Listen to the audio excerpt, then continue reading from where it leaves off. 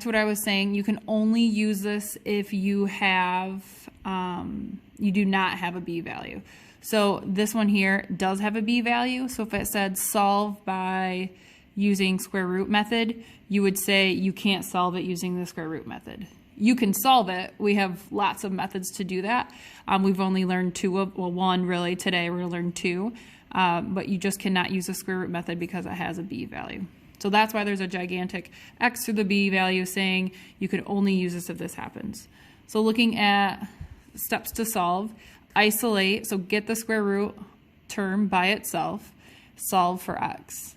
And when it says remember your plus or minus, that comes from, think about where we see plus or minus. The only time we do plus or minus is if we're taking the square root of something. So if you're solving and you take the square root of 16, so x equals 16, square root of 16. X, we usually say x equals 4, but it's really plus or minus 4 because negative 4 times negative 4 is 16 and 4 times 4 is 16. So that's why it says remember your plus or minus, because you should have two answers. I also know I should have two answers because it's squared. This tells me how many solutions I have. So I'm going to have two solutions. So let's take a look at problem 1. Isolate the x squared term, meaning get this by itself.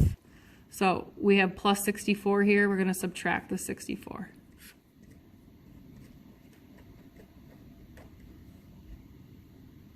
Now, x squared is by itself. Now you want to get x by itself. So in order to solve for x, you're going to take the square root of both sides. So the square root of x squared is x. So x equals what? In this case, when you take the square root, it's really plus or minus the square root of negative 64.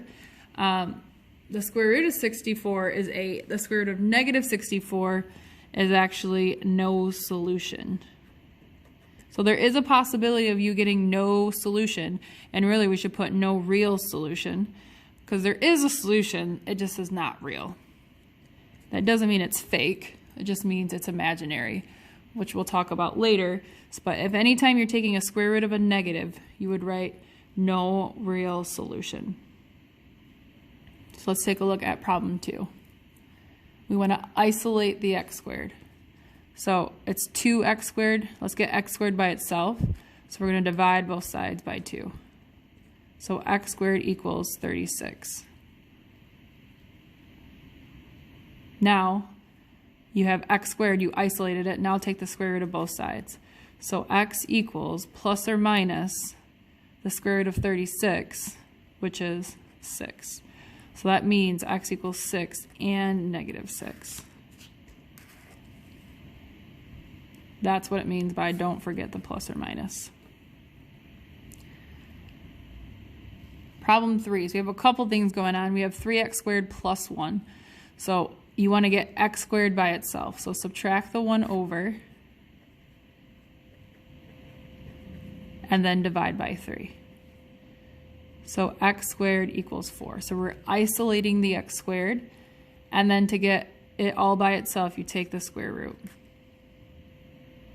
So square root of x squared is x equals plus or minus 2. So your x is 2 and negative 2. All right. Let's take a look at problem 4. So just because it's a fraction doesn't mean it's hard. So you can do a couple things. You can make 4 over 1 and then cross multiply because you have a fraction equals a fraction. You can multiply both sides by 2 and that would get rid of that fraction. It's totally up to you. So I'm going to do a fraction equals a fraction, and I'm going to cross multiply. So 3x squared plus 2 times 1 is 3x squared plus 2. And then 2 times 4 is 8. Now I'm going to get x squared by itself. So I'm going to subtract the 2 over. And now I have 3x squared equals 6. And then divide by 3. So x squared equals 2. So I got the x squared all by itself.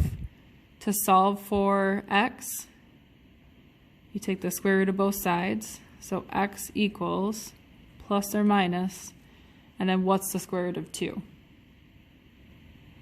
I don't want the decimal, so I don't want you to do the square root of 2, enter, and then put the decimal there, because that's not an exact answer because you're approximating it. You're cutting off the value. 2 is not a perfect square. The square root of 2 is not a whole number or integer. So you're going to leave it the square root of 2. So that means x equals square root of 2 and negative square root of 2. So just when this is not a perfect square, you would leave it. And remember that negative's on the outside. It's not underneath, because if it's underneath, that's no real solutions. It's on the outside, so that's okay. That's just negative square root of 2. All right, let's do one more, and then I'll have you do the rest. So this one I have x squared over here and x squared over here. All that is you want to get x squared to one side. So I'm going to subtract x squared, subtract x squared. There's really a 1 there, so I have 2x squared plus 2 equals 18. I want to get x squared all by itself, so I'm going to subtract 2 and then divide by 2.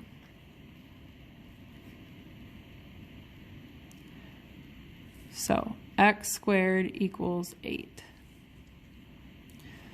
Now when you take the square root, you get x to equal plus or minus. The square root of 8 is not a perfect square. If you don't know that, put it in your calculator. If you get a decimal, it's not a perfect square. So you have the square root of 8.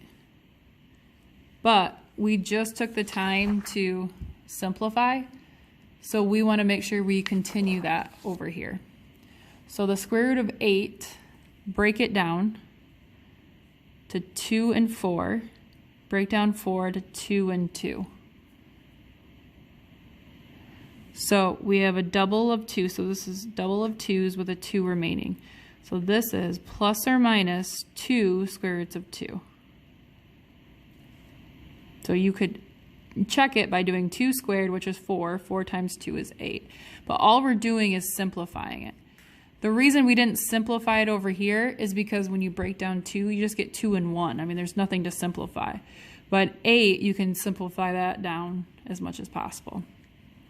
I like to write out my answers versus writing them as 1. So that way you can realize there's 2 answers that you're going to have here. So take a moment and do 6, 7, 8, and 9. Remember getting x squared by itself, taking the square root. So give those a try, and then I'll have the sub give you the answers.